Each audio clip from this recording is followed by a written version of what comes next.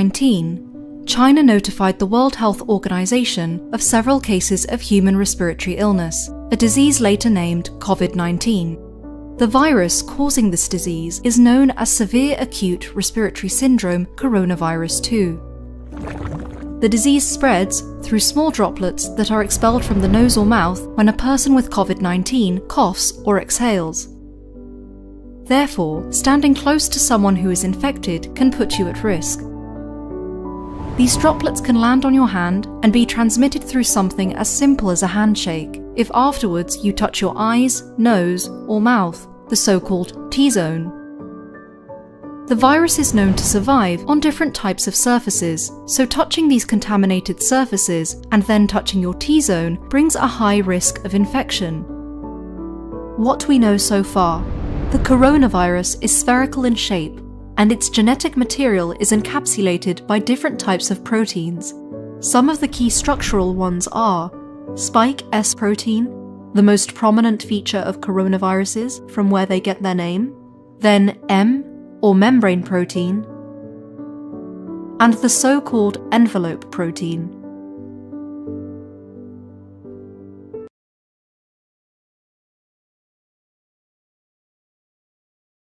मदर इंखं टेलिभिजननि स्टुडिय'आव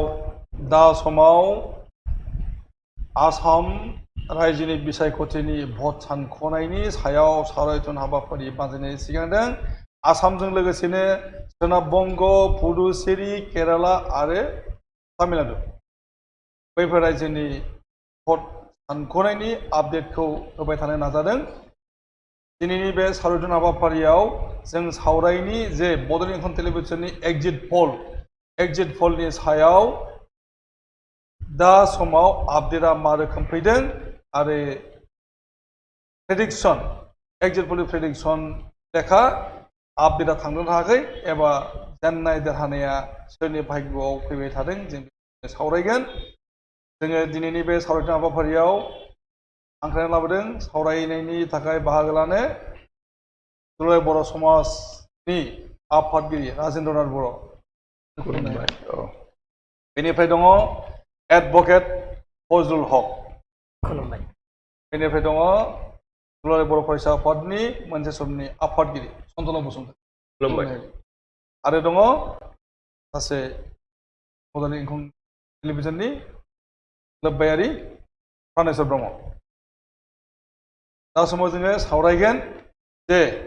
बड'लेण्ड इंखं टेलिभिजननि प्रेडिक्सन एबा एग्जिट पल बिनि जाफुङै आरो आथिखालाव भट सानख'नाय हाबाया जागासिनो दङ। बे भट सानख'नाय हाबाया माबायदियै बड'लेण्ड इंखं टेलिभिजननि एग्जिट पल बायदि थांगासिनो दङ। दा जोङो नायनि जे बड'लेण्ड इंखं टेलिभिजननि एग्जिट पलआ मामोन। बड'लेण्ड इंखं टेलिभिजननि एग्जिट पल बादियै महाजरा मोननो थांगासिनो दङ 87, मित्रजोट मोनगोन 36 आरो एजेपि 3। आसामाव महाजोटनि सरकार जागोन, पश्चिम बंगआव तृणमूल कंग्रेस, केरालायाव CPIM आरो तामिलनाडु DMK, पन्डिचेरियाव NDA एबा BJP। दा समाव जोङो नायनि दा समाव दासिम समाव आपडेट आसामनि आपडेटआ आसामनि भट सानख'नाया माबायदि आवगायगासिनो दङ। जे लिडिं लागासिनो दङ BJPआ 59, Congress 6, AGP 13, AIUDF 10, UPPL 6, PPF 3 आरो CPI दङ, CPM दं 3 आरो असम जाति परिषद 1। बे जाहैबाय आसामनि भट सानख'नायनि हिसाब। आरो सोनाब बंगआव मोनगासिनो दङ TMC तृणमूल कंग्रेस 162, BJPआ मोनगासिनो दङ 97, CPI मोनगासिनो दङ 4 आरो आदार्स 1। बिदिनो तामिलनाडुआव CPIM। बेनि उनावहाय तामिलनाडुआव मोनगासिनो दङ DMK 141, AIADMK मोनगासिनो दङ 87 आरो आदार्स 6। केरालायाव led from 73, UDF 51, NDA 2 and others 1 आरो पुडुचेरीनि रिपर्टआ दासिम फैथ'वाखै दा जोङो बे हिसाबाव जोंनि जेनाखि प्रेडिक्सन बड'लेण्ड इनकाम टेलिभिजननि प्रेडिक्सन महाजन 87 आसामाव मित्रजोट 36 आरो आदार्स एबा एजेपि 3 बे जाबाय प्रेडिक्सन बा बड'लेण्ड इनकाम टेलिभिजननि बेराफारसे सोनाब बंग पुडुचेरी केराला आरो तामिलनाडुनि जेनाखि एसेसमेन्ट बियो थांगासिनो दङ रोखा रोखायै दा जोंनि आसामनि बेलायाव फल' जाबाय गसाइगाव बिएफआव बिपिएफखौ देरहानायनि बाथ्रा बुंनाय जादों बड'लेण्ड इनकाम टेलिभिजननि प्रेडिक्सनाव नाथाय बेवहाय इपिपिएलआ लिड खालामदों सोनाब क'क्राझाराव बिपिएफखौ नाख्लायनानै इपिपिएलआ लिड खालामगासिनो दङ सानजा क'क्राझारावबो लरेन्स इस्लारिया मन्त्रि प्रमोद ब्रह्मखौ फेजेननायनि लामायाव थांगासिनो दङ बिथाङा आवगायगासिनो दङ इपिपिएल बेराफारसे चिराङावबो इपिपिएल आवगायगासिनो दङ आरो बिजनीआव बिजेपि आवगायगासिनो दङ कमलसिं नार्जारिया उन जानानै थांगासिनो दङ बेराफारसे सापागुरि बियाबाव थांगासिनो दङ इपिपिएलनि आरो बिपिएफनिया उन जागासिनो दङ आरो बरमायावबो इपिपिएलनि आवगायदों बिपिएफनिया उन जादों नाथाय भेरि इन्टारेस्टिंलि तामुलपुराव बिपिएफआ आवगायसिनदों आरो इपिपिएलआ नैथियाव दङ जेरावनाखि बिपिएफआ बिजाथियानो गैया होनजासै तामुलपुराव मानो होनोब्ला बिथाङा इलेक्सन लागोन बिजेपिआव हाबदों बेराफारसे उदालगुरियाव बिपिएफ लिड खालामगासिनो दङ पानिराव बिजेपि लिड खालामगासिनो दङ कलायगाव बिपिएफ लिड खालामगासिनो दङ माजबाट बिपिएफ लिड खालामनायनि बाथ्रा फैबाय थादों दा बैफोरखौ लानानै जों दा समाव सावरायनि जे गिबियावनो आं सावरायनो थाखाय बाहागो लाहोनो नागिरदों फजलुल हक एडभकेट बिथांनि सायाव जों थांनि जे नोंथाङा नुनो मोनबाय जे दा बड'लेण्ड इनकाम टेलिभिजननि जेनाखि एग्जिट पल बा प्रेडिक्सन बे मथे महाजोटआव 87 मित्रजोट 36 आरो आदार्स एबा एजेपि 3 नाथाय दानि जेनाखि भटनि जेनाखि हिसाब बे मथे बिजेपिआ बांसिन लिड खालामदों नोंथाङा मा बुंनो नागिरो मा जादों रायजोनि जि अर्डार जि भट होनायनि जि सिस्टेम दं बेथ' जों माने आगोलाव मा दंमोन बिजेपि सरकार दंमोन बिजेपिजों इपिपिएल माने बेथ' गोदान जाबाय बिजेपि दं एजेपिमोन आरो बेनि सिगां बिपिएफआ दंमोन माबा बिजेपिजों जा बिपिएफनि जि माने जि बिजेपिनि जि सरकार दंमोन बेहाय आपार आसामाव मा जादों आपार आसामाव एसे भट पलाराइजेसन जाबाय नालाय बेहाय बिजेपिआ माबा मोनदों रिजाल्टआ मोजां खालामदों बेहाय लयाराव माबा जागोन दाथ' फाइनाल रिजाल्टआनो फैदों आरो एसे लिडिंआव थांगोन उनाव माने काउन्टिंनि लास्टसिमाव नामादा मिडिलाव थांनो हागौ बेयाव जि एग्जिट पोल दंमोन बेहाय बबेयाव माने रिपर्ट फैनायाव एसे माबा उल्था फाल्था जानो हागौ बेयाव जि दासिम जि रिजाल्ट बे दासिम रिजाल्टआव क'क्राझार वेस्ट क'क्राझार इस्ट बेहाय उदालगुरि बेहाय पानेरि बेहाय बरमा बेयाव एसे उल्था फाल्था जाना दं जोङो मा साननांगोन जे लास्टसिम मा जायो मा जागोन ओमफ्राय लिडिंआवथ' दा मित्रजोट जाना दं मित्रजोटनि मोजां जानो हागौ जिहेतु फुंनिफ्राय फार्स्टनिफ्राय जोंनि एग्जिट पोलखौ उल्टां फाल्टां खालामनानै एसे बदलायनानै मित्रजोटआ जि आगोलाव जाबाय दं बेयो जानो हागौ बेहाय दानि ट्रेन्ड मथे दा मित्रजोटआ सरकार बानायगोन बायदि साननो हागौ आरो जि थांनाय जि सरकारमोन बेहाय पाब्लिकफोरा रायजोफोरा माबा जादोंमोन बेहाय इलेक्सनाव माने भट पलाराइजेसनबो जादोंमोन कमनियेल माबाबो फैदोंमोन बेहाय नामनि आसाम आरो आपार आसाम बेहायबो आरो मिडिल आसाम बेहाव रायजोफोरनि गेजेराव कमनियेल माबाखौ लानानै बिजेपिआ एसे साक्सेस जाबाय बायदि होदों जोङो दानि ट्रेन्ड मथे बिजेपिआ एसे साक्सेस जाबाय ओमफ्राय बे दं बिटिसिआव जि आगोलाव जि 15 बोसोर सरकार दंमोन गासै मिलायनानै 17 बोसोर दंमोन बेहाय माने एन्टायार माबानि बिटिसिनि रायजोफोरा जि बिटिसिआव जि 12 खान दं एसेम्ब्लिया एलएसिया 12 खानजि एसेम्ब्लि दं बेहाय थांनाय एन्टि इनकाम्बेन्सि दाबो रायजोफोरा इखौ लानानै माने प्रमोद बर'खौ गोदान साननानै इखौ एक्सेप्ट खालामबाय बायदि नांबाय दं दा उनावसिम मा जायो नायनांगोन आरो लास्टसिम मा जायो थांनाय काउन्सिल इलेक्सनावबो बिदि जादोंमोन काउन्सिल इलेक्सनाव बिपिएफआ देरहादोंमोन थेवबो बिजेपिआ माने इपिपिएलखौ लानानै सरकार बानायदों दा जि गेम प्लेन जाबाय बे गेम प्लेनाबो माने साक्सेस जाबाय बायदि नुदों जोङो जा आसाम एसेम्ब्लियावबो बे गेम प्लेन लानानै बिजेपिआव माने बिटिसिआव हाबनानै जे दा जों बिजनिखौ नाय जोङो बिजनियाव नायनो थाङोबाथ' मा नायगोन जोङो बिजनियाव बिजेपिआ लिडिं खालामबाय बबे एन्टायार बिटिसिआव बिजेपि हाबामोन दा बिजनियाव हाबबाय बबेबा आरो हाबबाय थागोन पानेरियाव हाबबाय दा देरहागोन बेबायदि नांबाय दं दा पानेरियाव आगोलनि जो माबा दं बिश्वजित दैमारि दंमोन आगोलनि बिपिएफनि मानसिमोन नङा पानेरिया जोंनि आगोलनि राज्य सभानि एमपि दा केन्डिडेटआ आगोलनिया बिपिएफनि मानसिमोन ओमफ्राय बिजेपिआव जइन जाबाय बे बिजेपिआव जइन जाबाय नालाय बे राज्य सभानि एमपि थेवबो आरो आसाम एसेम्ब्लिनि बिजेनिफ्राय टिकेट लानानै पानेरियाव कन्टेस्ट खालामबाय दं दा पानेरियाव जि सिटुएसन दं दा बे सिटुएसनाव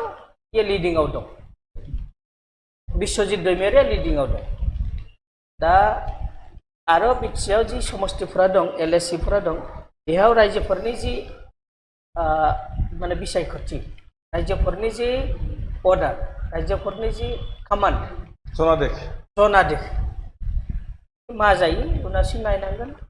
आच्छा जोङो फैनि राजन बर'नि सेराव जे नुगासिनो दङ आंनि आखायाव दङ बड'लेण्ड इंखं टेलिभिजननि एक्जिट पल प्रेडिक्सन दा बे मथे महाजन हिसाबै मित्रजात असम जाति गगৈ दैदेन बड'लेण्ड इंखं प्रेडिक्सन दा नुनो मोनदों फार्स्ट राउन्ड सेकेन्ड अभार बे लेखा महाजोता उन्दुना दङ मित्र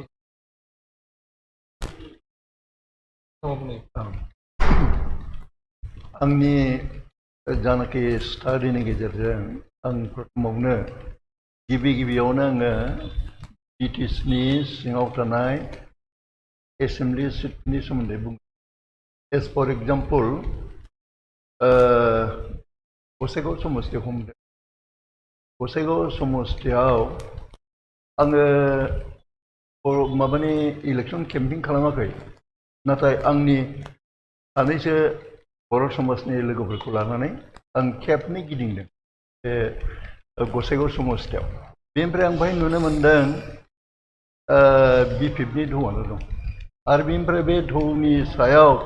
आंहा मोनसे बिश्वास फैदों जे बिपिएफआ गसाइगाव समस्तियाव एखे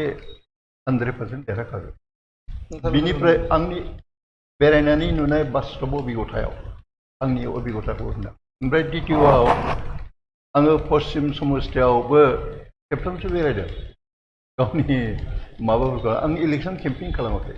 खिन्थु एखेबारे हल एरियायावनो गिदिंजोबदों बहाय आं नुनो मोनदों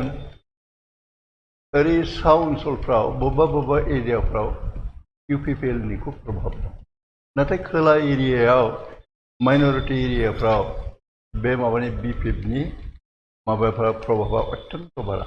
ओमफ्राय थाङै थुङै नुनो मोनदों जे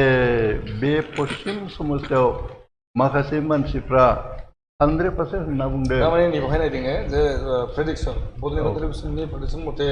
गसाइगावआव BPF west Kokrajhar BPF east Kokrajhar BPF नाथाय क'क्राझारनि सिनारिया दा उल्टां फाल्टां दङ सेकेन्ड राउन्डसिम थांबाय बे मथे इउपिपिएलआसो लिड खालामदों उल्टां फाल्टां खालामब्लाबो आं आंनि अभिगथानि खोथाखौ बुंदों जे गसाइगाव समस्तियाव आंनि अभिगथा बुंदों जिखुनु प्रकारे जोंहा बर' औ बेखौ गसाइगाव क'क्राझारखौल' बुंबाय जाथारसै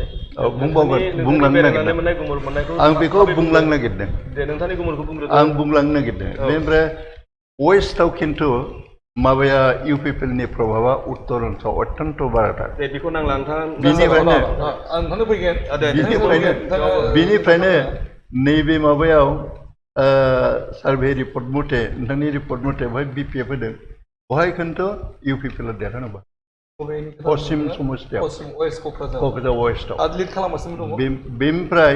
नैबे पुब समस्तियाव खुनु माबा गैया आंनि एक्सपिरियेन्सआव बाहायबो बेरायदों आरो जोंहा बिराद मानसिफोर दं आरो बेसोरखौ लाना आङो एखेबारे फिल्डआव थांदों बाहाय प्रमिला रानी ब्रह्मनो बिफेबना फैदों बिनिफ्राय सिडलियावबो आं फैयाखैना फैदों सिडलि नैबे चन्दन ब्रह्मनि समस्तियावबो फैदों आं बाहाय आंनि अभिगथा बुंदों बाहाय बिपिएफआ देरहाथारगोन बे नोंथांनि सार्भे रिपर्टआ बयबो मिलायथारबाय जोंनि साननायजों बिनिफ्राय बिजिनियावथ' आङो खुनु सन्देहनि खोथाखौनो लायाखै आङो बाहाय बिपिएफआनो थांखागोन दस्रा फैनाय नङा दा लिड लादों लायाखै बेजोंबो आङो बुंनो सानदों हयथ' बे लिड लाग्रानि एरियायाव बे सानफ्लांदों खोमा ओंखायनो लिड लादों थेवबो आंनि एक्सपिरियेन्सआ बेखौनो बुङो जे बिजिनियावबो बिपिएफआनो देरहाथारगोन बिनिफ्राय जों सापागुरियाव बिपिएफखौ नोंथाङा होदों बाहायबो बिपिएफआनो थांगोन होननानै आं सानदों ओमफ्राय बे बर'मोननि खोथाखौबो आं बिपिएफखौ थांगोन होननानै आं सानदों कारण बहायबो आङो थाबायनानै नुहैनो मोनदों बेनिफ्राय नैबे तामुलपुराव नाथाय आं थाङाखै बिनि खारना बेनो अनलि बिकज अफ बिनि केन्डिडेटआ बिजेपिआव हाबनायखाय आङो आंनि संगठननिफ्राय इन्ट्रेस्ट लानानै थाबायाखै बिनिफ्राय दानिया थांदों नोङो उदालगुरियावथ' आं नुनो मोनदों माबाया रिहन दैमारिनि फिल्डआ अत्यन्त मोजां रायजो राजाफ्रा बिराद मोजां मोनो ओंखायनो बेहाय होनाय बादि बिपिएफआवहाय थांखागोन होनना आं आंनि साननाय बे बर' समाजनि आंनि बेरायनो मोननाय बास्तब अभिगतानि खोथाखौ आं बुंदों बेनिफ्राय कालाइगावनिखौ दुर्गादास बर'नि खोथा दं बेवहाय दुर्गादास बर'आबो फैगोन होननानै आं सानदों आं बेखौ मिलायनायखौ मोनथारबाय नोंथांनि बे ओरैबायदिखौ मासबारावथ' सरनबारा बोरै जेननो सरन बर'आ देरहाखागोन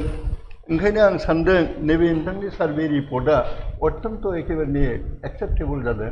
एक्सेप्ट नैबे पश्चिम समस्तियावल' सन्देह जादों जाय हक आं बेखौ सानबाय वेस्ट बेंगलाव गोरोबगासिनो दङ तृणमूल कंग्रेसआ लिड खालामगासिनो दङ डिएमके लिड खालामगासिनो तामिलनाडुआव आरो पुडुचेरियाव लिड खालामगासिनो बिजेपि आरो केरालायाव सिपिएम दा बै हिसाबैहाय माने आसामनि बायजोनि जि प्रेडिक्सन बियो थिग थांगासिनो नाथाय आसामाव फल' जादों मानो होनना बुङोबा महाजोतखौ लिड खालामगोन माने दैदेनगोन सरकार नाथाय दा समनि जि काउन्टिं बे मथे माने मित्रजोतआ लिड खालामबाय थादों चन्द्र बसुमतारी ना मा बुंनाय आदसा आंनि बे दिनै काउन्टिं अफ भट्सनि जिथु आपडेट लानानै जोङो बड'लेण्ड इंखुङा बड'लेण्ड इंखुं टेलिभिसना गावनि जिथु एक्टिभ प्रेडिक्सन एबा आगतिया बा आगजाननि बेवहाय आं दाखालिनो बे एक्जिट पलनि सोमोन्दै सावरायनायाव आंहा एसे गोरोबनायखौ निस्सय बड'लेण्ड टेलिभिसन इंखुंनि जायफोर नायगिरि खोनासंगिरि बिथांमोना गोसोआव दं जे आं तामुलपुरखौ बुंनो मोनस्लाबाखै मानो होनबा समाया जोब्बायमोन दिनै आङो जि नुबाय बे प्रेडिक्सना 87 महाजन आरो कंग्रेस प्लास आदार्स 36 बेवहाय सोरबा बांद्रायनाय सोरबा थिगैनो दं होनदों आं खिन्थु फारसे नङा फारसे बिदि आं बुङाखै आं गेजेराव दोनदों थारमाने बांद्रायनोबो हागौ नाथाय महाजोतआनो सरकारखौ दागोन बे खोथायाव आं एकमत दा जोंहा बिथां राजेन बर' सिबिनां राजेन बर' समाजनि आफादगिरि बिथांनि जे बुंलांनाय बेवहाय आं माखासेयाव एकमत माखासेयाव नाथाय आं एकमत नङा जेरै वेस्ट क'क्राझाराव आं गोरोबनो हायाखै बिथांनि जिथु भिउ होनाय जे आं जे इन्टारनेलि बा एक्सटारनेलि जेखौ आं अबजार्भ खालामो नाथाय आं स्पटआव थाङाखै फिजिकेल भेरिफिकेसन बा भिजिटनि अनगायैबो आं माखासे इन्टारनेल रिपर्टखौ जेरैबायदि मोनो बा दाबो मोननो हायो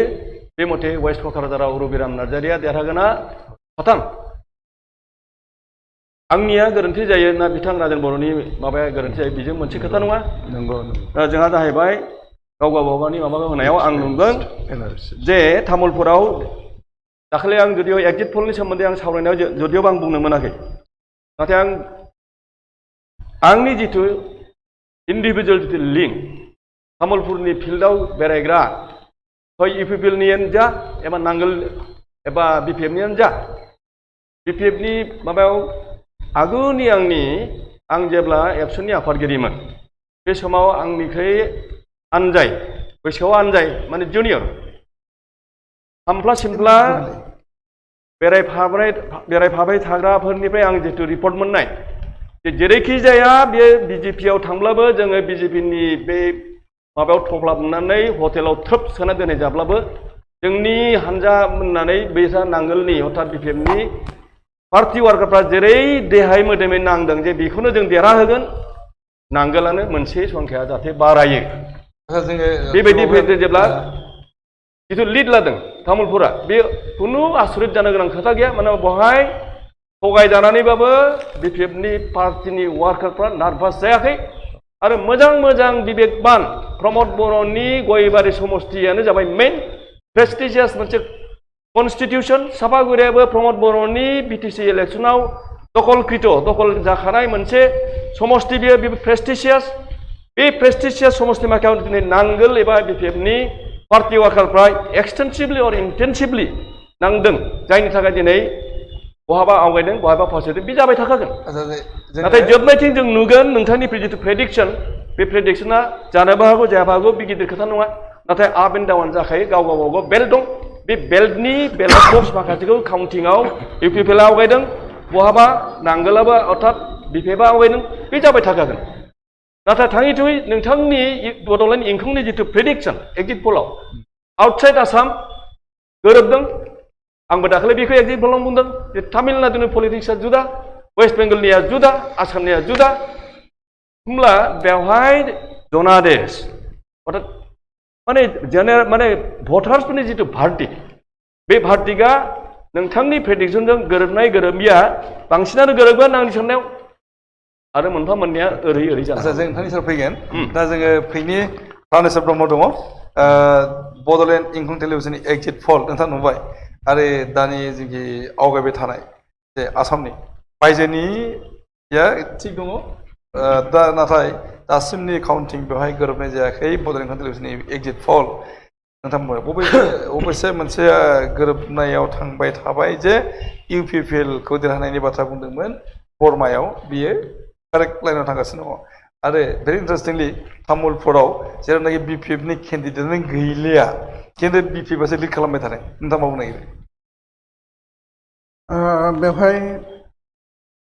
आं ओरै जास्ट माने दा पिक्सारखौ नुबाय दा गुबुन चेनेलनिफ्राय नायबा दा जिथु लिडिं लादों बे बिथिंनिफ्राय नायनो थाङोब्ला जेनेबा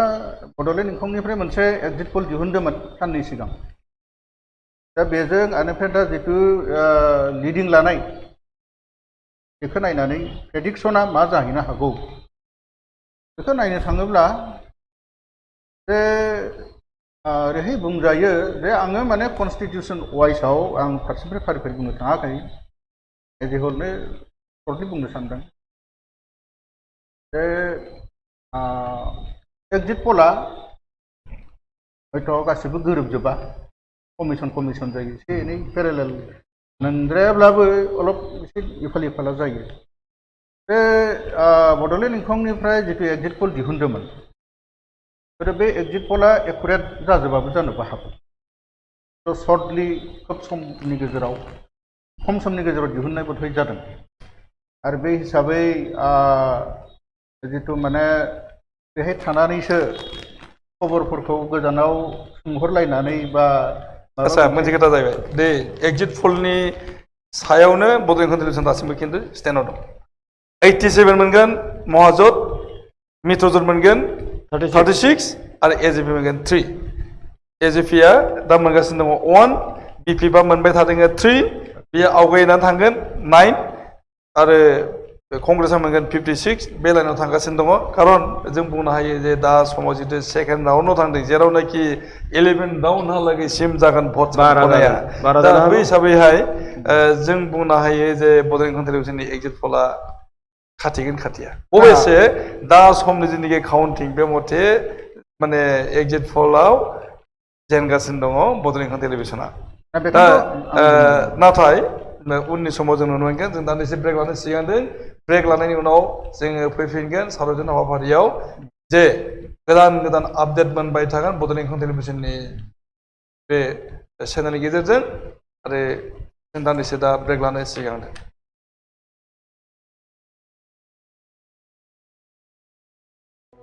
In December 2019, China notified the World Health Organization of several cases of human respiratory illness, a disease later named COVID-19. The virus causing this disease is known as severe acute respiratory syndrome coronavirus 2. The disease spreads through small droplets that are expelled from the nose or mouth when a person with COVID-19 coughs or exhales.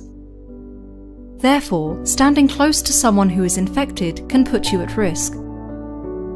These droplets can land on your hand and be transmitted through something as simple as a handshake if afterwards you touch your eyes, nose, or mouth, the so-called T-zone. The virus is known to survive on different types of surfaces, so touching these contaminated surfaces and then touching your T-zone brings a high risk of infection. What we know so far: the coronavirus is spherical in shape, and its genetic material is encapsulated by different types of proteins. Some of the key structural ones are spike S protein, the most prominent feature of coronaviruses from where they get their name, then M or membrane protein, and the so-called envelope protein.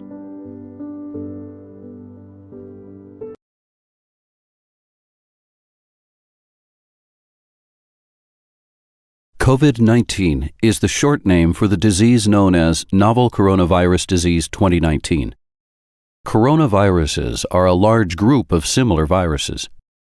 Some are known to infect humans, such as SARS-CoV and MERS-CoV.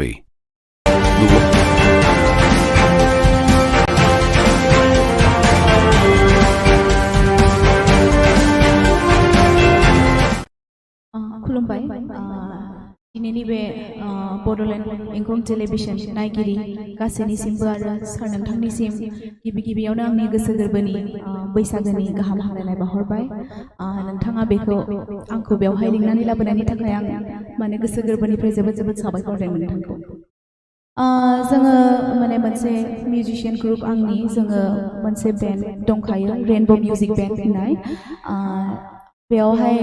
माने जोङो ज'यै मोनसे band हिसाबै जोङो culture programme खालामो दायो गिबि गिबियावनो आङो सिनायथि होनो सानो नोंथांमोननि गेजेराव पेट दामो बिथाङा जोंनि कृष्ण डेका दादा ओमफ्राय नैथियाव बिथाङा ढोलकी दामो चक्र राभा दादा आरोबाव बेस गिटाराव दङ रिंसार ब्रह्म आदा आरो जोंनि नै लिड गिटाराव दङ सायखं बर' आदा लोगोसे कीबोर्डखौ दामदों बापुकन कसारी आदा आरो सिफुंखौ दामदों जोंनि अरन बर' फंबाय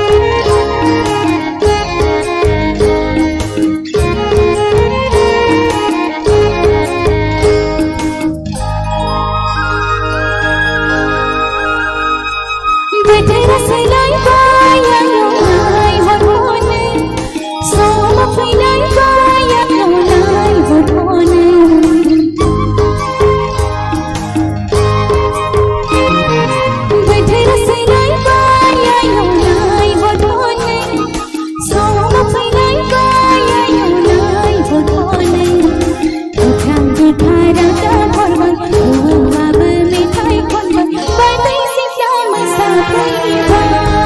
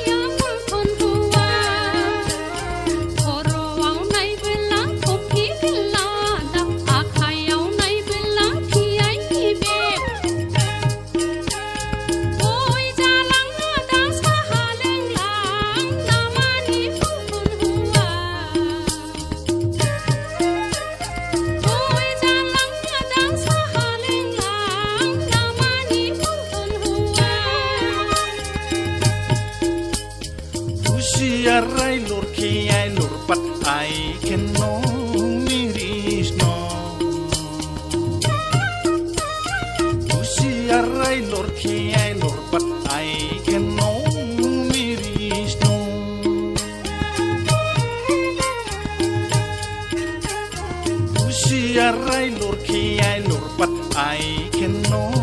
miris no. Ayo ada ya, English lorai lekare. Usiarai lurkiai lurpat ai kenno miris no. Nunggu. Nunggu motor gari yang shutiau puinai yang mele thari. Nunggu motor gari yang shutiau puinai yang mele thari. Kaye mambara jabai da thangpinai ni soma jabai yagai da thangpinai ni soma jabai. Kaye mambara jabai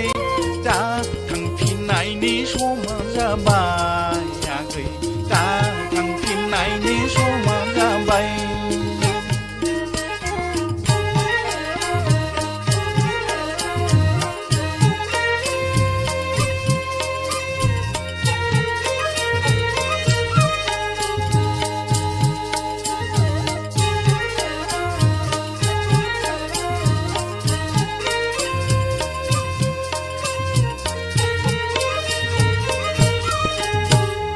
Ada yang pun hawa. Ada yang pun hawa. Korowau nai bela kopi bela da akhayau nai bela kiai tibek. Koi jalang ada sahaleng lang lama ni pun hawa. Koi jalang ada sahaleng lang lama ni pun hawa.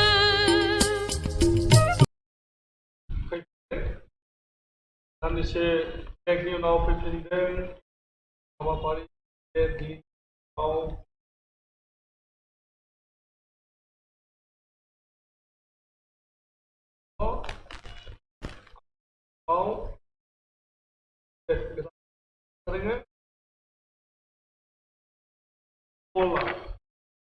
हाजत मोनदोंमोन आसामाव फैदोंमोन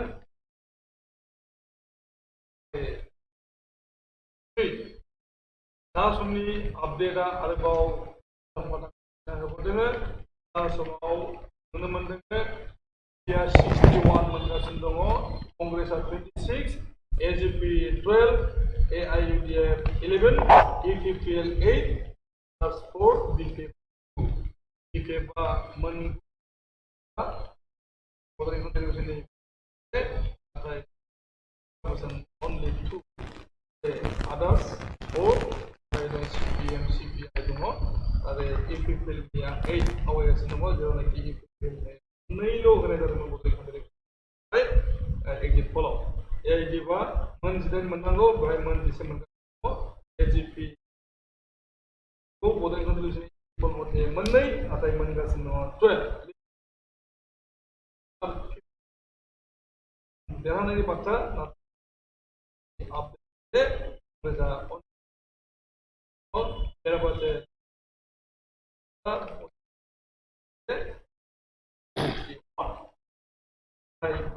long term all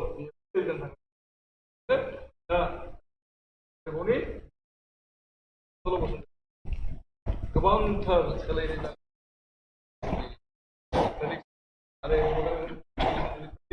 exit poll बा बिनि data report आंनि बुंनायाथ' जागायजेननायनिफ्राय आं बेखौनो आंनि मदखौ आं होखादों जे जोङो दा रावबो प्रेडिक्सना बड'लेण्ड इंखं टेलिभिजननि जि प्रेडिक्सन बे प्रेडिक्सना जागोन जाया बेखौ आं दानो फाइनाल आं बुङाखै नाथाय प्रेडिक्सना हाथाय खाथा रावनियाबो जाया जानोबो हागौ होमब्लाथाय आरो होमब्ला बेखौ जोङो फरकास्ट बा पर्टेल भबिष्यतबाणी होननाया फोथायनांगोन माने बे एक्जिट पला सब समय गोरोबो बियो सैथो खोथा नङा साइन्टिफिक पॉइंट अफ भिउनिफ्राय नायनो थाङोब्ला माने पार्सेन्टेज वाइसैसो एक्जिट पल लानाय जायो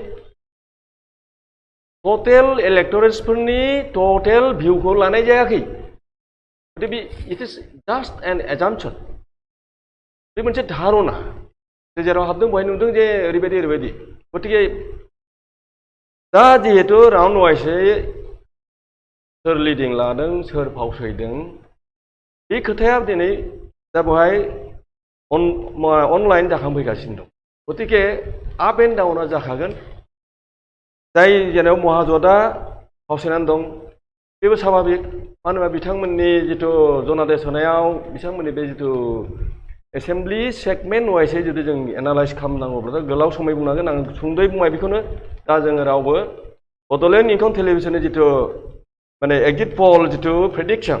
बेखौ आं नंखायद्राय होननानैबो बुङाखै नंगौद्रायबो बा बांद्रायदोंबो होननानै आं बुङाखै मानो होनबा दा गेजेर खन्द'आव जों हमनो हागोन जे गाव गावबागाव मोनफा मोनफा बेल्ट थायो केन्डिडेटफ्रा गाव गावनि प्रभाब थायो बेवहाय बिसोरो हुलु हाला भटखौ मोनो नाथाय जेब्ला गुबुननि माबा फैगोन जेरै महाजोतनि बेल्ट एरियायाव जेब्ला फैगोन अब्ला बिथांमोनाबो बै जाय लिड लानाय बिसोरो ज्रय लासै लासै फावसायबोगोन थांनाय बिटिसि इलेक्सननि माबायाव आं बड'लेण्ड इंखं टेलिभिसन माबाखौ आं साबायखर होयो गोरोबनो थांथारदोंमोन नाथाय एसेल' गोरोबाखै मानो होनबा आंबो बे समाव एग्जिट पलनि प्रेडिक्सन आरो बिनि फाइनाल रिजाल्ट मा जाहैखो बे समसिम आङो माने नेनानै थानानैबाबो जोबथानाय काउन्टिंसिम आङो बे आंनि खोथाखौ मिलायहोदों आरो दा नैबे समाव बे आङो बे गेजेर खन्द'आव आङो दाबो बुंनो हागौ जे महाजोतआ बांसिन सिट मोनगोन मानो होनबा महाजोतनि केन्डिडेटफोरनि बेल्ट एरियायाव दाबो हयथ' एसे फैदों एसे फैयाखै एसे फैदों एसे फैयाखै बिदि जाबाय थागोन आंनि बुंनाया बेखिनियानो आं दा राजन बर' बुंदों जे काजिहाराव नाथाय आसामनि 8 राउन्ड मथे लरेन्स इस्लारिया प्रबेन्द्रनाथ ब्रह्मआ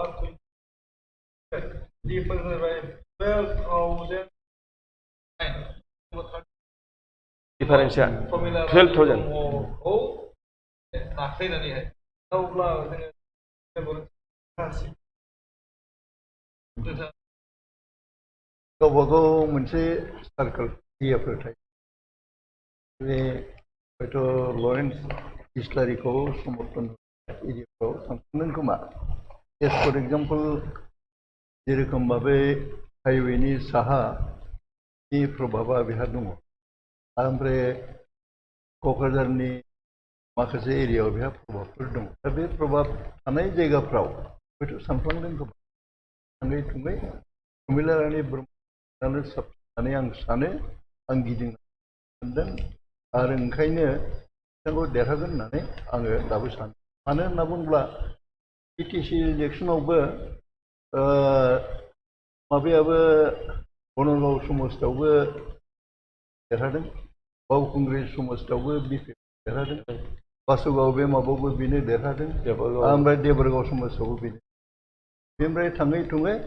बे बिपिएफनि माबाफ्रानो समर्थकफ्रानो बांसिन आं ओंखायनो दासिमबो आंहा बिस्सास जे प्रमिलारानि ब्रह्मआनो खुब समस्तियाव देरहागोन बर' बिथाङा बासुगावखौ लाबोदेरनाया गोरोन्थि जाबाय बासुगाव सिडलियावसो गोलैगोन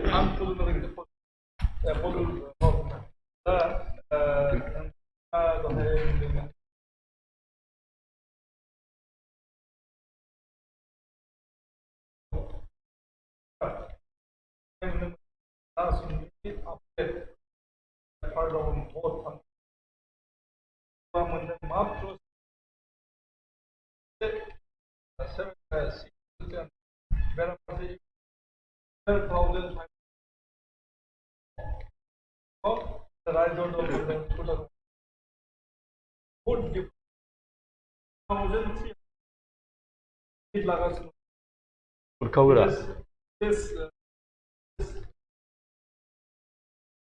बेनिफ्राय very interestingly तामुलपुर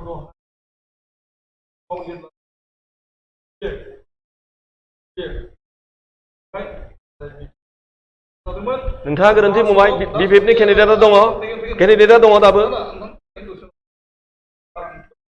दा तामुलपुर बिजाबाव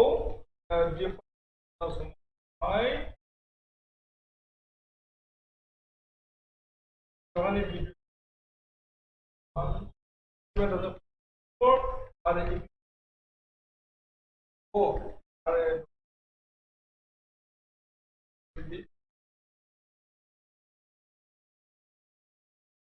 बेखौ नायोब्ला आवगायनानै बेराफारसे बरमायाव 10,000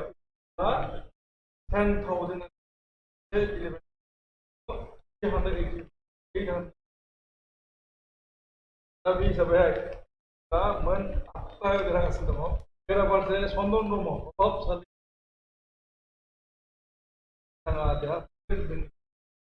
नाथाय चन्दन ब्रह्मआ जोबोद उन्नत बसुमतारी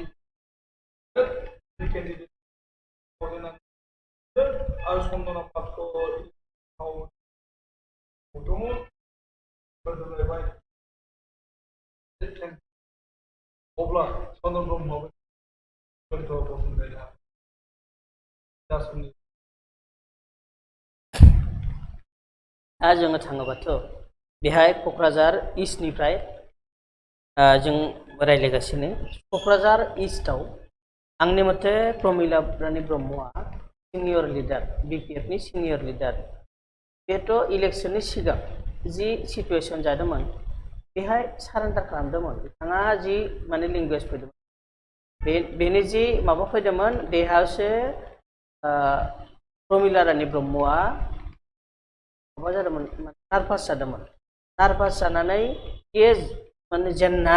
जेनगोन बायदि सिगां सानदोंमोन आरो मिथिदोंमोन जे आं माने देरहानो हागोन क'क्राझार माबा दं क'क्राझार इस्टआव दं लरेन्स इस्लारि गोदान एबसुनिफ्राय फैनाया ओमफ्राय गोदान एबसुनिफ्राय फैनाया EPPL आव हाबजोब्बाय हाबनानैसो पलिटिक्सआव फैनानै टिकेट लानानै क'क्राझार इस्टआव इलेक्शन गेलेबाय दंमोन बेहाय एन्टि इनकाम्बेन्सि जादोंमोन प्रमिला रानी ब्रह्मआ पाँच बार ना 6 बार गेलेदोंमोन बेहाय बिथाङा मिनिस्टारबो दंमोन BPF नि सासे सिनियर लिडार बैसोगोरासिन BPF जन्म जानायनि सिगांनिफ्राय बर' हारिजों दंमोन आरो इनाव BPF जन्म जानायनि लगे लगे पलिटिक्सआव हाबनानै BPF निफ्राय देरहानायनि मिनिस्टार जाबाय कंग्रेसनि सानावबो मिनिस्टार दं 10 बोसोर BJP नावबो मिनिस्टार दंमोन बेहाय मा जादोंमोन एन्टि इनकाम्बेन्सि मोनसे जादोंमन आं खबर लानाय मथे आं इलेक्शन गेजेराव माने केम्पेइन खालामनो थांथाराखैमोन बेरायनो थांदोंमोन बेरायनो थांनानै जि प्रेडिक्शन आं जाबायमोन बेहाय क'क्राझार इस्टआव प्रमिला रानी ब्रह्मआ नार्भास जादोंमन इलेक्शननि सिगां माबा पलिंनि सिगां नार्भास जादोंमन नार्भास जानानैसो बेनि सिगाङाव माने धारणामोन जे माने प्रमिला रानी ब्रह्मआ जेनगोन बायदि धारणा दंमोन बेहाय नोंथांनि जे प्रेडिक्शन जोंनो एग्जिट पलाव नोंथाङा होदोंमोन प्रमिला रानी ब्रह्मखौ क'क्राझार इस्ट होदोंमोन आंनि मथे आंनि पार्सनेल प्रेडिक्शन आरो पार्सनेल एग्जिट पल मथे माने लरेन्स इस्लारिया देरहागोन माने गोदाननिबो आरो एबसुनिफ्राय फैनाया आरो माबामोन माने नोंथाङा बुंनो सानदों मा परिबर्तनाव एन्टि लरेन्स इस्लारिखौ पाब्लिकफोरा एक्सेप्ट खालामना लादोंमोन बेनि थाखाय जि डिफारेन्स बे डिफारेन्सआ आवगाय थांनो हागौ बेल्ट मथे बबेयाथ' बेल्टआ बबेयाव थांगासिनो दं बेथ' जों मिथियाना जों मिथिया बबेयाव जों साननाय मथे जाया माने जानोबो हागौ आरो हायाबो आंनि मथे लरेन्स इस्लारिया देहा लिड लाबाय दं बे माने माबा जागोन आरो देरहागोन बायदि सानदों आं मा जायो उनाव लास्टसिम आं नाथाय नोंथांनो दासिमबो एकमत नङा लास्टसिम मा फैयोबा जों नायनांगौ जना देशआ मा जादोंबा माने पाब्लिकनि माबाफोरखौथ' गासै मिथियाना जों नेनांगोन बे नंगौ नेनांगोन जों नेनांगोन लरेन्सआ देरहागोन होननायाव आं दाबो एकमत जानो हायाखै बेल्ट मथे फैबाय थागोन थेवबो जों नेनांगोन आरो लास्टसिम मा जायो जों नायनि किन्तु जों मा नाथाय नोंथाङा बुंखाबाय देरहानो हागौ होननानै जाय माने बिटिसिआव नाम्बारथ' आउट अफ बिटिसि लरेन्स इस्लारिखौ देरहानो हागौ होननानै नोंथाङा बुंग्रोखाबायना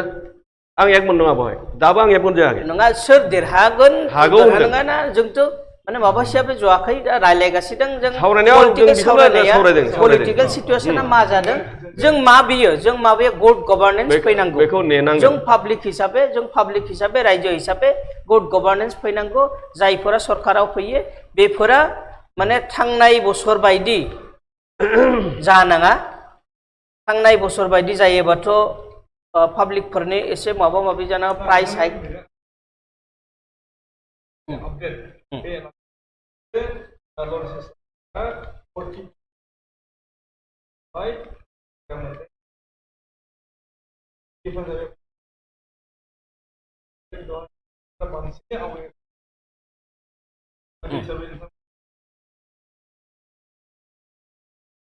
आंनि मथे लरेन्स इस्लारिया गोदान आरो एबसुनिफ्राय दासो फैनाया आरो प्रमिला रानी ब्रह्मआ सिगांनिफ्राय दंमोन एन्टि इनकाम्बेन्सि जाबाय आरो जि इलेक्शननि आगोलाव जि सिचुएशन जादोंमोन बेहाय बिथांमोना एसे नार्भास जादोंमोन नार्भास जानाय लगे लगे बे माबाया पाब्लिकनावबो थांदोंमोन जि माबा सिचुएशन जादोंमोन जि सिचुएशना पाब्लिकनावबो थांनानै बे एसे माइनास जाबाय आरो लरेन्स इस्लारिया प्लास जादोंमोन एकदम एक्चुअल माबाया लरेन्स इस्लारिजों एबसुनिफ्राय फैनाया मा एबसुनिफ्राय माने फैनानै लगे लगे एक गोदान माबाखौ एक्सेप्ट खालामना लाबाय रायजोफोरा आरो एन्टि इनकाम्बेन्सिखौ माबा रिजेक्ट खालामबाय बेबायदि सानबाय दं जोङो दा आगोलाव मा जायो नायनिसिम बास आगोलसिम नायनांगौ जोङो नंगौ नंगौ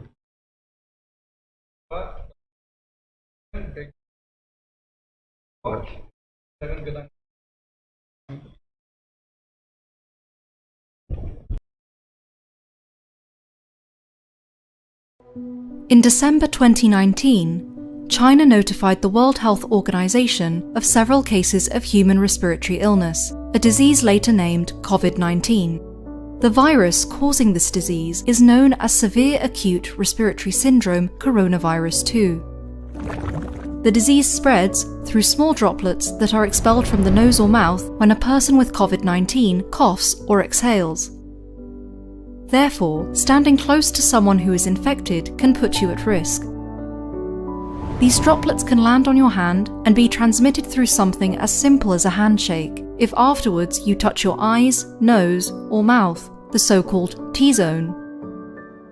The virus is known to survive on different types of surfaces, so touching these contaminated surfaces and then touching your T-zone brings a high risk of infection. What we know so far: the coronavirus is spherical in shape, and its genetic material is encapsulated by different types of proteins. Some of the key structural ones are spike S protein, the most prominent feature of coronaviruses from where they get their name, then M, or membrane protein, and the so-called envelope protein.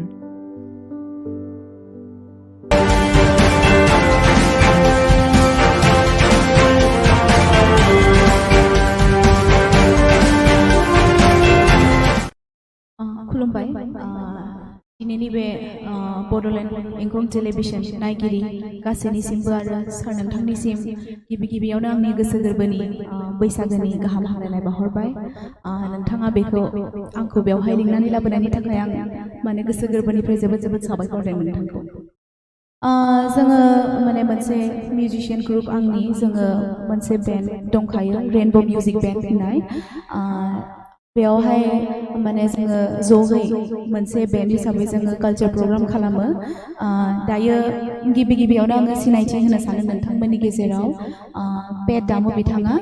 जोंनि कृष्ण डेका दादा ओमफ्राय नैथियाव बिथाङा ढोलकी दामो चक्र राभा दादा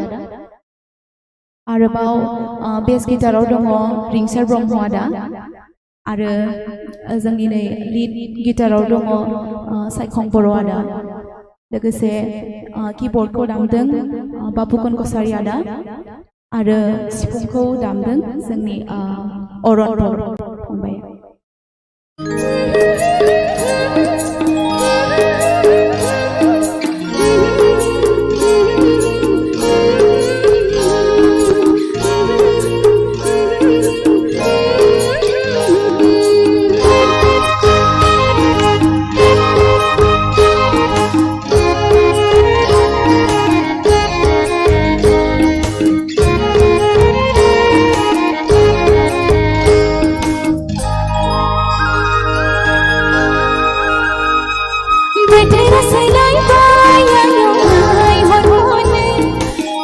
Bye.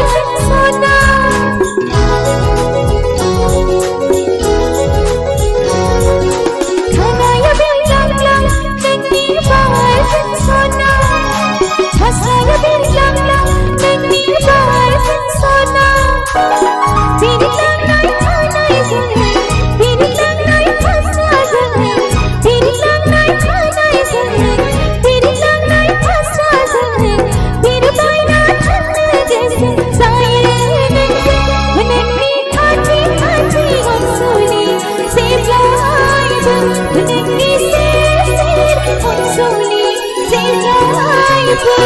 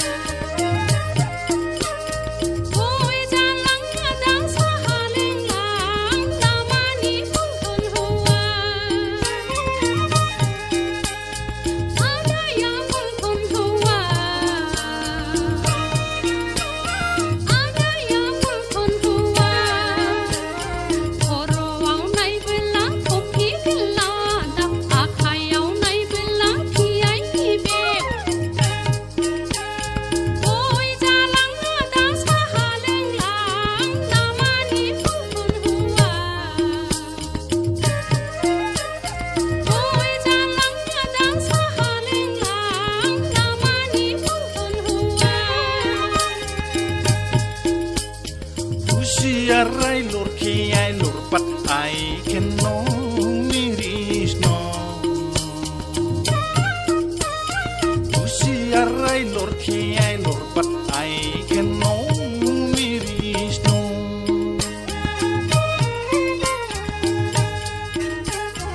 usiarai lurkiai lurpat ai kenong mirisno Ayo ada English lo rai lekhare. usiarai lurkiai lurpat ai kenong mirisno Nunggu. yang sutiau pheinai yang mele thari dung motor gari yang sutiau pheinai yang mele thari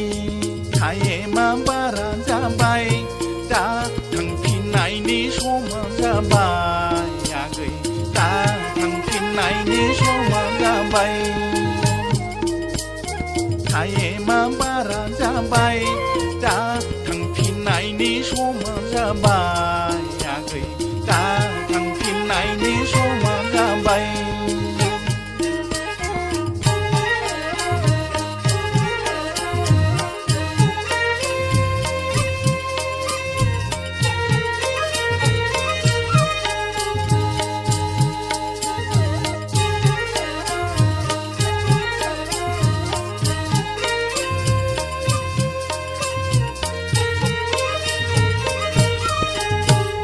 Ada yang pun hawa.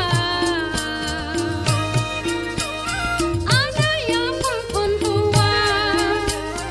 Korowau nai bela kopi bela dak akhayau nai bela kiai tibek. Koi jalang ada sahaleng lang lamani pun hawa. Koi jalang ada sahaleng lang lamani pun hawa. uan diskar uan disnen murandar cinge bau cing agai ni nualai no cing uan diskar uan disnen murandar cinge bau cing agai ni nualai no cing Sorok di kelaha koi sari-sari kantal saya singo di sanu belane dine angni ada turini angni nuwa. Sorok di kelaha koi sari-sari kantal saya singo di sanu belane dine angni ada turini angni nuwa.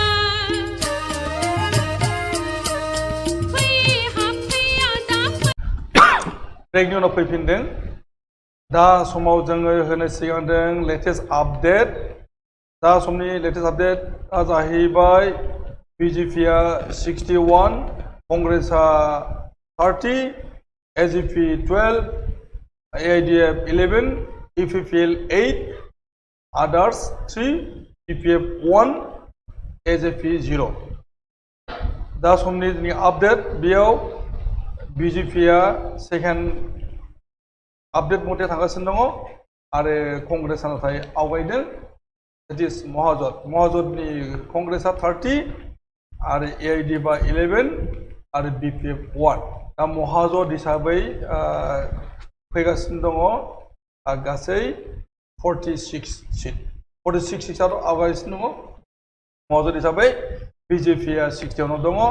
आरो इउपिपिएलआ जोबोद आवगायसिनो दङ इउपिपिएलआ दा समाव 8 जानानै दङ बे दा समनि आपडेट मथे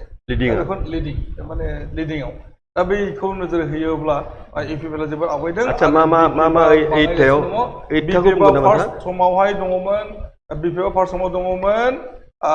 मोनथाम बेनि उनावहाय सेकेन्ड आपडेटआव फैदों मोननै आरो दा थार्ड आपडेटआव 1ल' फैदों आरो उन समावहाय मा जायो बुंस' हायाखै दा समनि बे आपडेट दा बेखौ नोजोर होयोब्ला माने महाजन हिसाबै आवगायगासिनो दङ महाजनआ आरो मित्रजोतआ बाङायगासिनो दं नुनो मोनदों दा बे हिसाबै दा समनि आपडेटनि सायाव एसे सावरायगोन जोङो सावरायनि गिबियावनो प्रानेश्वर ब्रह्म आंथ' दहायनो एसे सर्टकाट बुंना आद्रा थालांबाय आं दा जोंना जाबाय मा जे बड'लेण्ड इंखं टेलिभिजननि जितु एग्जिट पोल बेनि सायाव बेस खालामनानै बेयो खाथिगोन ना खाथिया थागोन ना थाया बिनि सायावसो आसलते सोलिबाय दं बुंनो थाङोब्ला बिनि उनाव दसे उनाव पिक्सारखौ नुना मोनगोन जे आसलते सोरनिया मा जामारगोन बेखौ नायनायनि उनाव हयथ' जोंनि माबाया भिउफ्राथ' बेफोरसो सोलायगोन सेन्सआ खिन्थु बे हिसाबै आं दा जे बड'लेण्ड इंखं टेलिभिजननि जितु एग्जिट पोल बानायनाय बेनि सायाव दहाय एसे सर्टकाट बुंदोंमोन बुंजोबनो मोनासै आं बुंदों मा जे एग्जिट पोला गासिबनाबो हयथ' मिलायजोबाबो जानो हागौ माब्लाबा मिलायो माब्लाबा मिलाया हयथ' एग्जिट पोला मिलायजोबनो गोनांब्ला सोरबा जुदि एग्जिट पोल बा सोरबा इन्स्टिटिउसनफ्रा जे एग्जिट पोल खालामनो गोनांब्ला आसलते बेखौ इलेक्सन डिउरिं द टाइम अफ इलेक्सन बा डिउरिं द टाइम अफ केनभास बै समनिफ्रायनो फिल्डआव हाबनांगोन केन्डिडेटफोरजों रायज्लायनो मोननांगोन रायजोफोरजों रायज्लायनो मोननांगोन रायजोफोरनि भट लाखांनायनि उनावबो रायजोफोरनिफ्राय जोङो माबा ना नोंथाङा बुंजे ओरैबो बेखौ बुंजे होमबासो बे एकुरेट जायो नोंथांनो आं बुंनो होदों नैबेखौ जे दा समाव महाजोता आवगायफिनगासिनो दङ बेखौ बुंनो नागिरदों आरो मित्रजोता बाहायगासिनो दङ बेनि सायाव नोंथां दा महाजोता धरिल' मोनब्रै आवगायदों महाजोता माबाया कंग्रेसआ हयथ' औ 26 मोन दा 30 जाबाय जेनेबा मोनब्रै आवगायबोनो खिन्थु बारा गोबां नङा माने मिनिमाम मोनसे 4 बेखौ लानानै हयथ' आवगायबावनो हागौ थांबावनो हागौ बुंनो हाया मा जागोन उनहालागै खिन्थु माने सिमटमखौ नायनो थाङोब्ला मिनिमाम मोनसे रेट जों माने मा जादों एडभान्टेज जादों बेखौ फाइनाल उनहालागै थांनानै जे मोनसे मोजां मोनसे माबायाव फिगाराव जे बियो इनक्रिज जागोन बेखौ माने बुंहरनो हाया आसलते आरो बेनिफ्राय दा जितु लिडिं लादों बेखौ नायनो थाङोब्ला सिमटमा दा 8 राउन्ड सोलिबाय बिनि उनाव हयथ' फैगासिनो दं बेनिफ्राय दा बेखौ नायनो थाङोब्ला हयथ' आंनि बुंनाया गासिबो जाजोबगोन बेखौ बुंनो थाङाखै जे मित्रजोता दा लिडिंखौ लाबाय दं आरो बेनिफ्राय महाजोताबो एसे मिनिमामाव लिडिं लादों खिन्थु माने सेटिसफेक्टरि नङा बे हिसाबै माने महाजोत माबाया मित्रजोतानो हयथ' बोरैबाबा गभर्नमेन्टखौ फर्म खालामनो हागौ हयथ' आंनि बुंनाया थिग जाजोबाबो जानो हागौ उनहालागै हयथ' बे आंनि प्रेडिक्सन दा आरो बहुद गोबां टाइम दंबावो राउन्ड दंबावो जितु क'क्राझार इस्टआव दा समाव 14 राउन्ड सौहैनानै दङ आरो बे हिसाबैहाय दासिम प्रमिला ब्रह्मआ मोनदों 36,045 आरो लरेन्स इस्लारिया मोनदों 50,824 इट इज 14,800 जे 15,000 डिफारेन्सआव थांगासिनो दङ लरेन्स इस्लारिया दा बेखौ नुनो मोनदों बेखौ नायनो थाङोब्ला डिफारेन्सआ माने बारायबाय दं हिसाबै लाकिलि लरेन्स इस्लारिया देरहानोबो हागौ गोदान केन्डिडेट नोंथांमोना माने इस्ट क'क्राझार लानानै सावरायजायोना आङो माने बिथां चिफ एडिटर इन चिफआ माने क'क्राझारखौल' आं आसि थुबाय थादों मा what is your interest Kokrajhar is the होमब्ला आं गेजेराव बारस'ना बुंबाय जे प्रतिष्ठान बिरोधी धौआ जुदि प्रमिला रानीनि ब्रह्म बिथांनि एगेन्स्ट जादोंमोनब्ला लरेन्स इस्लारिनि बिरोधीबो एबसु इउपिपिएलआबो प्रतिष्ठान बिरोधी धौ बहैनांगौमोन मानो होनबा बिटिआर एकर्डआव बिथांमोना जेसेबांखि परिबर्तन बुङा माने थेवब्लाबो बिटिसिनि जायफोर भारदिक होग्रा जनादेशआ खिन्थु बिपिएफनि फेभारै थांदोंमोन होमब्ला लरेन्स इस्लारिया एबसुखौ गारग्रा इउपिपिएल खालामबाय व्हाट डाज इट मिन थिग बिदिनो उरखाव गोराया जेरै कक्लाबारियाव लिड लादों बेखौ आं असाबाबे होनना बुङाखै कक्लाबारियाव थांनाय बाराव प्रमद बर'आ जेनहां उनथाराव देरहादों अब्ला बे मोनसे प्रेस्टिजियास मोनसे कनस्टिटुएन्सि बियो बेवहाय उरखाव गोराआ रायजो सभायावबो खुनुरुखुम माने मानाय एमएलएफोर बासिनायावनो देरहादों वेस्ट क'क्राझार इस्ट क'क्राझार खेबले एमपि इलेक्सनावबो खेबले गेलेहांबाय बिथाङा देरहानाय रेकर्ड गैया एबार जुदि देरहायोबा बिथांनि माने खाफाला सोरां माने मा होनो खाफाला गेवबाय होनना बुंनांगोन मानो होनबा बिथाङा देरहानाय रेकर्ड गैया बिथांनि एगेन्स्टबो प्रतिष्ठान बिरोधी जादोंमोन सापागुरियाव जे लकेल मास सालानि मासनि कुइसन एरेस्ट जादोंमोन बेवहाय होमबा प्रतिष्ठान बिरोधी धौआ सापागुरियावबो जादोंमोन प्रमिला बारानि ब्रह्मनि एगेन्स्ट जुदि एफा गोबाव जाबाय बैसोबो जाबाय गसावखौ होबा हामसिगौ होननाय बिदि जाबाय प्रटेस्टेन्ट बिरोधिथ' एन्टि इनकाम्बेन्सेन्ट बेखौनो होननाय जायो नङा होमबा गतिके लरेन्स दे पावार मंगार बेखौ बुजिदोंना बुजियाखै बर' बिबेकबान बर'फ्रा मैयानो छात्रमोन दिनै जाबाय इउपिपिएलनि leader what does it mean Bodo' बिबेकबान बर'फ्रा खमायलांबाय नामा बायजामारबाय नामा बे कुइसना जायो मानो होनबा हिउज थाखा बाहायनायखौ बयबो मेगनजों नुदों प्रेक्टिकेलि फिल्डआवबो नुदों गारि हाद्रि खुनाय खुयि बेलेग खोथा खारदों थांदों फैदों मेल्ला गारि मादों होमबा बर'फोरखौबो बा इस्ट क'क्राझारनि भटार्सफोर जायफोरनाखि जनादेश होग्रा बिथांमोनखौ थारमाने माबोरैबा मेनेज खालामनो हायो बिसोर बेवहाय इंगित होदों जुदि प्रमिला ब्रह्मआ जुदि जेननायथिं थांथारमारदोंब्ला आंनि माने इन्डिभिजुवेल अपिनियना बेनो दाबो थाखाजों बायलाय फानलाय खालामनो हायो मानो होनबा बिजेपिआ जाबाय हर्स ट्रेडिंआव एक्सपार्ट बिटिसिनि थांनाय बारनि इलेक्सनाव बिनि उनाव जनादेश जाखांनायनि उनावबो 17टा सिटआव देरहानाय बिपिएफखौ सरकार दानो खाबु होआखै मोनायावनो गरायनि बेफार खालामनानैनो हटेलाव थ्रोब जोबथेनानै सरकार दादों बे खुनु असम्भब नङा बियो नोंथां आं बुंनो बियो रेडिमेड सेटिंबो जानो हागौ दा आथिखालनि इलेक्सनफ्रा बिदिनो जे माने आथिखालनि माने बोलो थाखा फैसा जाय एडभार्टाइज जाय बेफोर गासै खालामजोबनो हागौ बिथांमोना इलेक्सनाव प्रफिट खालामनो हायो बे इलेक्सन आथिखालनि इलेक्सन खालामदों नुदोंना माने सिस्टेमानो ट्रेक्टरनि आरो फदुमनि सिस्टेमानो बेनो आरो फ्लेगानो सरकारि ब्रिजआव आलायनो हायो नाथाय नांगोलनिखौ बोखारदों व्हाट डाज इट मिन बेखौ गासैबो पलिटिकेल पार्टियानो बे इम्पार्शियेल जायाखै बे पार्शियेलि जादों इलेक्सन कमिसनानो सरकारनि जानानै मावदों बेफोरबायदिखौ स्कप मोनोब्ला गासैबो पलिटिकेल पार्टियानो बेखौ नाजायो गथे बेफोर जानो हागौ माने आथिखालनि इलेक्सन ट्रेन्डआनो बेनो थारमाने सार दा जोङो बयबो नाजाखायो जोङो नुगासिनो दङ जे माने प्रटेस्टेन्ट बिरोधनि खोथा नोंथाङा बुंदों आं फारनैथिंबो बुंदों फारनैथिंबो जानांदों जादोंबो दा बेयो उननि बाथ्रा नाथाय क'क्राझाराव जायाखै प्रटेस्टेन्ट बिरोधि मानो जायाखै सापागुरियाव जेरै जादों सापागुरि समस्थियाव दा माने बेवहाय सोरखौबा थाखाजों बायदों माने बे जोंनि आलोचनानि बिषय नङा खिन्थु भटआ सोरनिया बांसिन गोलैदों बक्सआव नङा नोंथाङा बुंलाबा बे खोथायाबो फैयो टक श'आव नोंथाङा बेखिनिखौ बुंनायनि मोन्थाय होनांगोन नोंथाङा बे आंनि इन्डिभिजुवेल बा बिथांनि इन्डिभिजुवेल भिउ बियो आइ अनार जोङो सावरायगासिनो दङ जे बक्सआव गोलैनाय भटआ सोर बांसिन मोनदों सोर खमसिन मोनदों बेजों थांगासिनो दङ जोङो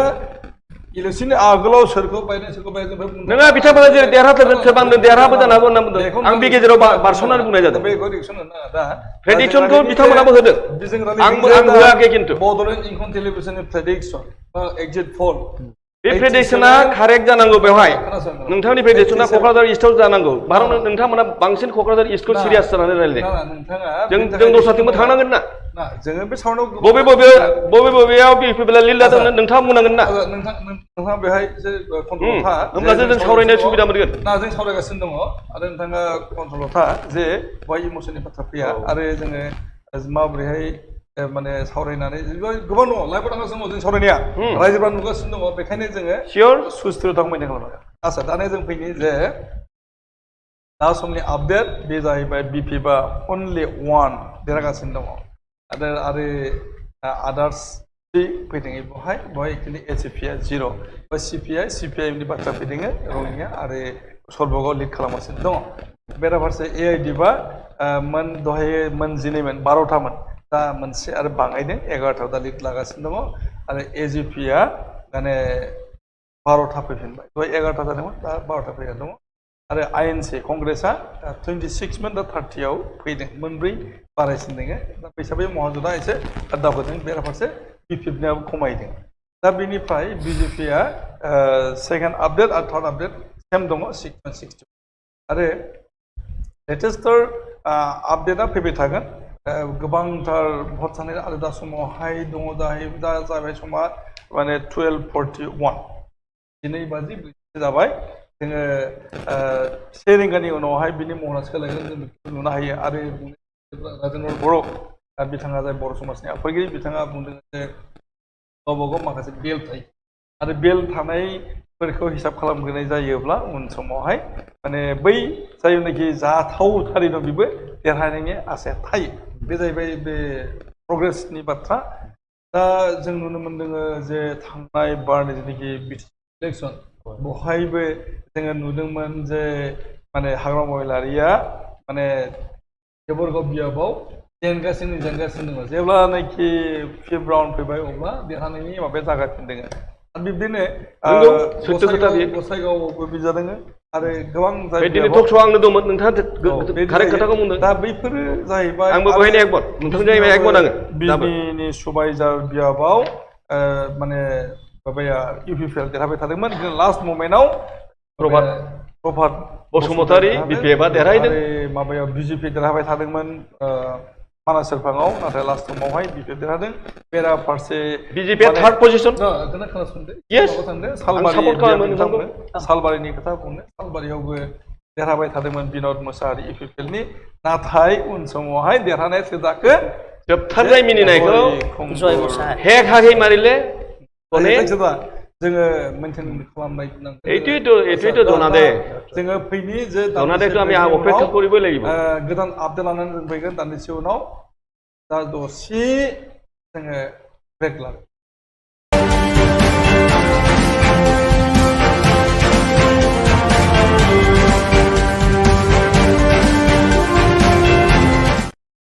खुलुमबाय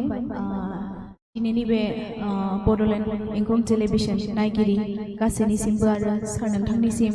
गिबि गिबियावनो आंनि गोसो गोरबोनि बैसागोनि गाहाम हामलायनाय बावहरबाय नोंथाङा बेखौ आंखौ बेवहाय लिंनानै लाबोनायनि थाखाय आं माने गोसो गोरबोनिफ्राय जोबोद जोबोद साबायखर होदों नोंथांखौ जोङो माने मोनसे मिउजिशियान ग्रुप आंनि जोङो मोनसे बेन्ड दंखायो रेनबो मिउजिक बेन्ड होननाय बेवहाय माने जोङो ज'यै मोनसे बेन्ड हिसाबै जोङो कालचार प्रग्राम खालामो दायो गिबि गिबियावनो आङो सिनायथि होनो सानो नोंथांमोननि गेजेराव पेट दामो बिथाङा जोंनि कृष्ण डेका दादा ओमफ्राय नैथियाव बिथाङा धुलखि दामो चक्र राभा दादा आरोबाव बेस गिटाराव दङ रिंसार ब्रह्म आदा आरो जोंनि नै लिड गिटाराव दङ सायखं बर' आदा लोगोसे कीबर्डखौ दामदों